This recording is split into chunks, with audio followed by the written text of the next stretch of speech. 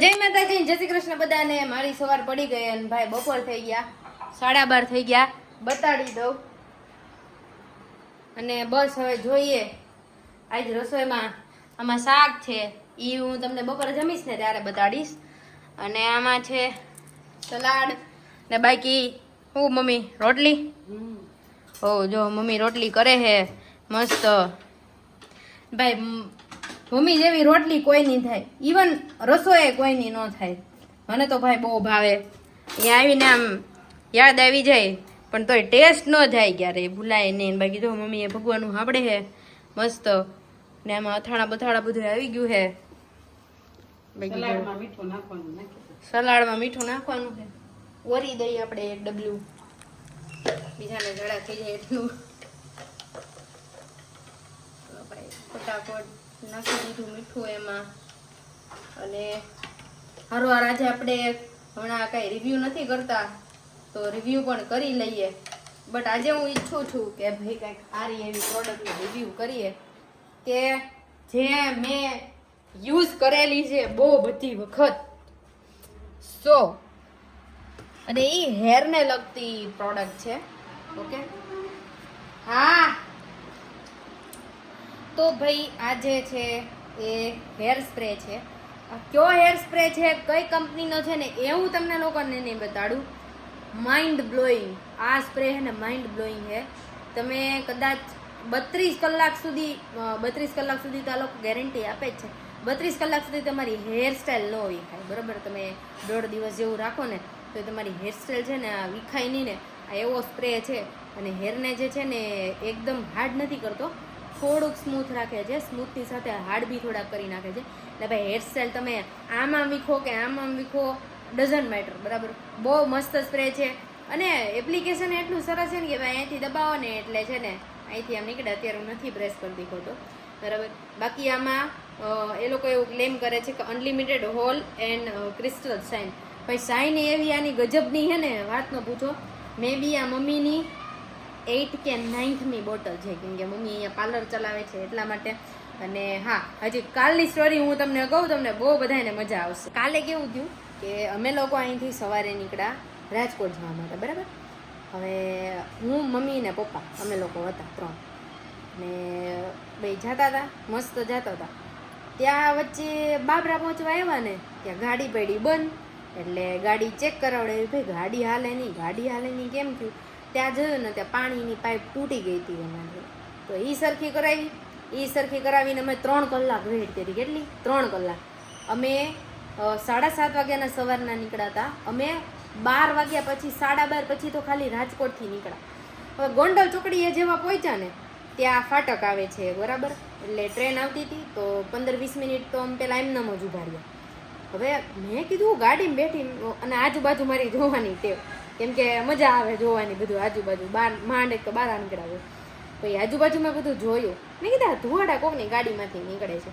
જ્યાં જોયું ને ત્યાં અમારી જ ગાડીમાં નીકળતો હતા. એટલે મેં પપ્પાને ફટાફટ કીધું, પપ્પા મેં ગાડીમાં ધુવાડા નીકળે છે, હાલો ફટાફટ. તો બધા અમે લોકો જતા રહ્યા બહાર. અને હોપફુલી ટ્રેન 10 મિનિટ પછી આવી. એટલે ભાઈ બધા વાહનો પણ જે છે ને સાઈડમાંથી જતા રહ્યા. અને અમારા ભાગ્ય કેવા સારા કે ભાઈ ગાડી ચાલુ તો થઈ ગઈ, પણ અમારે સાઈડમાં લેવાની હતી ત્યાં સુધી જ થઈ. પછી ત્યાંથી અમે બંધ કરી દીધી. હવે ન્યાય અમે અડધી પોણી કલાક વેઇટ કરી. પછી થાયકા કંટાળા ને તે 2 વાગી ગયા, બરાબર. તોય ઘડીક વાર રાહ જોઈ. 2:30 વાગે પછી મેં કેબ બુક કરી, બરાબર. 2:45 કેબવાળા ભાઈ આવ્યા. અમે 2:45 નીકળ્યા ને ગોંડલ ચોકડીથી સૌરાષ્ટ્ર યુનિવર્સિટી જવા માટે જે છે ને અડધી જ કલાક થાય. પણ 15-20 મિનિટ અમે સીએનજી પેટ્રોલ પંપે ખોટી થઈ ગયા, કારણ કે ભાઈ ગાડીને ભૂખ તો લાગે. એ બધું પતાવીને ગાડીમાં સીએનજી પુરાવી અને ફરી વખત પાછા અમે કેબ કરી લીધી હતી. એટલે યુનિવર્સિટીએ જવા નીકળ્યા. હવે 3:30 અમે યુનિવર્સિટીમાં એન્ટર થયા હજી. અને હોપફુલી ભાઈ થેન્ક યુ કે ઓફિસ સૌરાષ્ટ્ર યુનિવર્સિટીની પહેલાં જ છે. અને થેન્ક યુ કે એ સરને કે જેમણે ભાઈ અમને મદદ કરી આટલી બધી. ત્યાં પહોંચ્યા અમે, મારા ડોક્યુમેન્ટ બધા મેં રેડી કર્યા. ત્યાં મને કે તમારા 6 સેમેસ્ટરની ઝેરોક્સ આપો રિઝલ્ટની. તો ફરી પાછા અમે ઝેરોક્સ કરાવવા ગયા. પણ ત્યાં બાજુમાં જતું એટલે વાંધો ન આવે, કેન્ટીનથી આગળ. પણ એમ કે તમારે ત્યાં ચાલીને જવું પડે એટલું, એમ એટલો ટાઈમ જાય જ તે. એ રિઝલ્ટની ઝેરોક્સની લઈને આવી. અને એ સર ફોનમાં હતા, એનું કામ પતાવતા હતા, બરાબર. અમારે નાય ન પડે સર તમે ફોનમાં વાત ન કરો એમ. પછી અમે પાછા એને કીધું કે તમારે આમાં સાઈન કરાવવાની છે તો તમે ફટાફટ, હવે 3:45 ઓલરેડી થઈ ગયા હતા અને 4 વાગે કાઉન્ટર બંધ થઈ જાય. ફટાફટ હું ને પપ્પા, હું દોડતી હતી ને મારી યાર છે ને પપ્પા હતા ને દોડતા હતા, અમે બે દોડી અને મમ્મી છે ને શાંતિથી બેઠા હતા. હું ને પપ્પા દોડીને ફટાફટ ત્યાં ફી કાઉન્ટરે ગયા, ફટાફટ ફી ભરી અને પાછા રિટર્ન આવ્યા ને ત્યાં હજી બીજા 2 ફોર્મમાં એપ્લાય કરવાનું હતું, 3 ફોર્મમાં એપ્લાય કરવાનું હતું. તે 3 ફોર્મમાં પાછું એપ્લાય કરવા અને 4માં 5 મિનિટની વાર અને 3 જણા ઓલરેડી લાઈનમાં ઊભા હતા. ફટાફટી લોકો ગયા, 4માં 2 મિનિટની વાર હતી ત્યારે મારા બધા ફોર્મ ગયા. બરાબર. હવે પહેલાં સરને એમ થયું કે મારી પાસે ડિગ્રી આવી ગઈ, બટ ઓલરેડી મારી પાસે ડિગ્રી હજી આવી જ નથી, મારી પાસે પહોંચી નથી, હજી ઇવન છપાણી નથી ડિગ્રી.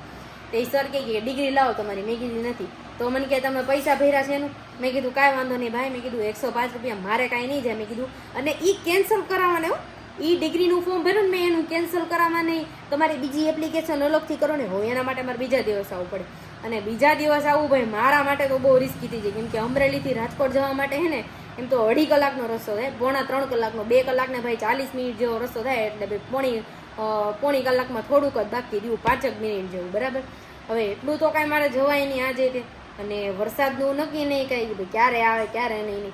પછી સરને કીધું કે સર હું અમરેલીથી આવું છું, આમ હું રહું છું સુરત. બરાબર. મારે ક્લાસીસેથી રજા પડી છે અને પપ્પાએ થોડીક આજીજીને એવું બધું કર્યું, એટલે એ સરે જઈને ફટાફટ મારું કામ કરી દીધું. પણ thank you so much. Gopal sir હતા અને સારું એવું એણે સપોર્ટ કર્યો અમને બધું કામ કરવામાં. મારું પૂરા દાદાએ પગે લાગવા ગઈ હતી તો બધાને ભાઈ તમે તો માવાણી છો, તો તમારે કઈ રીતે ભાઈ ક્યાડા પરિવારના જે છે તમારે સુરાપુરા બાપા, જોધા બાપાને તમારે પગે લાગવા જવું પડે.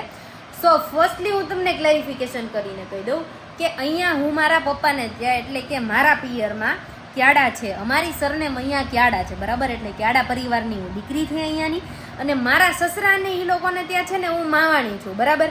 એટલે એમની હું વહુ થઈ, એટલે એક દીકરી તરીકે ભાઈ મેં વિડીયો મૂક્યો હતો કે જોધા બાપાને અમે પગે લાગીએ છીએ, અને મારા પપ્પાની અહીંયા ક્યાડા છે એટલે બટ ઓબ્વિયસ છે કે ભાઈ હું એમની દીકરી થાવ તો હું પણ ને પગે લાગવા જઈ જ શકું. હવે એવું તો કાંઈ લખેલું નથી કે ભાઈ તમારા મેરેજ થઈ જાય તો તમે તમારા પિયર આવો અને સુરાપુરાએ જાઓ તો તમારે પગે નહીં લાગવાનું. તો હું ક્યાડા પરિવારની પણ દીકરી થાવ અને માણી પરિવારની હું વહુ થાવ. બરાબર. એટલે હું ભંગાર તો તું ભંગાર જ ને. માણા એમ કે મારી બેન બિચારી હારેથી આવી છે તો એને હું થોડોક સપોર્ટ કરું. આ તો માથે જ પડે છે.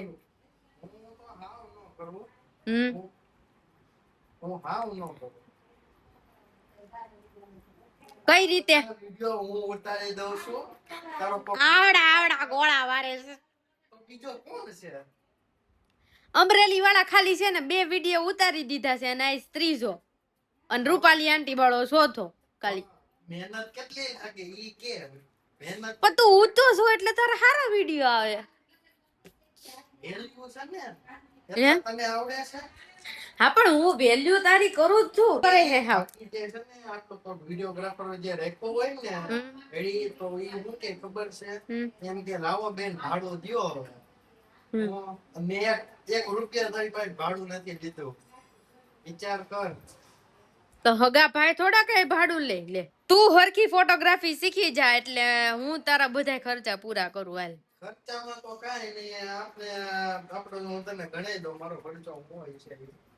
એક તો ખાવા પીવાનો, એક જીમ નો, પછી મને હા બધા તમે કમેન્ટ કરીને કહી દેજો કરણ નો ફાંદો બહુ વધી ગયો છે, તેને જીમ કરવાની જરૂર છે કે નહીં. અમે જોઈન જ કરેલું છે. જાવી પાછી રોમાં ને પ્લસ પછી આપણી પાસે તો બુલેટ તો ભેગું જ છે. બુલેટ નો લેવાનું એવું કે છે નહીં. બુલેટ હું સુરત લઈ લે એવું લાગશે. 4 વ્હીલર ને એવું છે તો ઈચ્છા પડે આપણે ઓલી ફોર્ડ એન્ડેવર છે મસ્ત. તો ભાઈ આના કરતા હે ને ફોટોગ્રાફર અરેન્જ કરી લેવો સારો પડે. આ એના મેં ખર્ચા પૂરા કરવાનું કીધું તો એના શોખ બોલે બીજું એના ફાયદા કેટલા મળે તને ખબર છે? ખાલી એક બે ક્લિપ લઈ દે. 1-2 ક્લિપ એટલે મારે એક વિડિયો લેવાના થયા હોય તો ખાલી વિડિયો લઈ દેજો. જો વાત સાંભળ મારી વાત. બીજું હું આમ કઈક હારે બેનિફિટ તારી કહેવાના બીજા તારા પોતાના. તો થેન્ક યુ સો મચ તમે બધા અમને આટલો સપોર્ટ કરીને અહીંયા પહોંચાડ્યા છે એના માટે દિલથી થેન્ક યુ સો મચ. અને બસ લઈ જવાની બસ હું વધારે નથી માંગતો. ભૂખ દીધી સાઈને તો કોકર લઈ જવાના ને. તો આજના વિડીયોમાં આટલું જ છે. બાકી હવે નવા દિવસ અને નવી એનર્જી સાથે ફરીવાર મળશું. ત્યાં સુધી આવજો. જય માતાજી ને જય